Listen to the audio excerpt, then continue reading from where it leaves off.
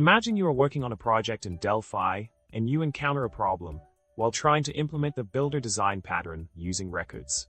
The issue lies in the unnecessary copies being made when chaining methods, impacting the efficiency of your code. The struggle here is to find a way to avoid these copies while still utilizing records for their lightweight nature and value semantics. In addressing this problem, one solution involves returning a pointer to the record instead of the record itself within the methods like setTitle and setMessage. By doing so, you can avoid unnecessary copies, making the chaining process more efficient. Remember, in Delphi, dereferencing a pointer with the caret symbol is optional, as the extended syntax allows you to reference pointers without it. Now, let's delve deeper into the solution provided.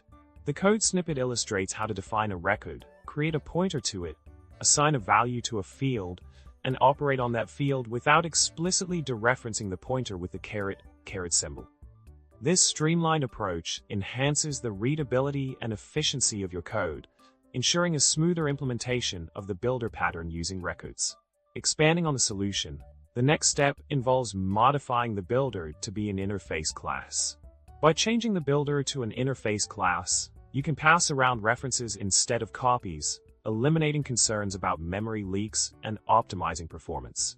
This adjustment aligns with the goal of avoiding unnecessary copies while maintaining the benefits of using records for their value semantics. To wrap it all up, by implementing these strategies, you can effectively utilize the builder design pattern in Delphi using records while enhancing efficiency and maintainability in your code.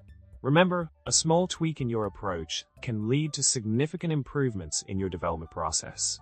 Keep coding efficiently and enjoy building remarkable software projects. Well, that's all for today. I hope you found this discussion on optimizing the builder pattern in Delphi insightful and helpful. Don't forget to subscribe for more programming tips, like if you enjoy the content, and comment below with your thoughts or any topics you'd like to see covered in future videos.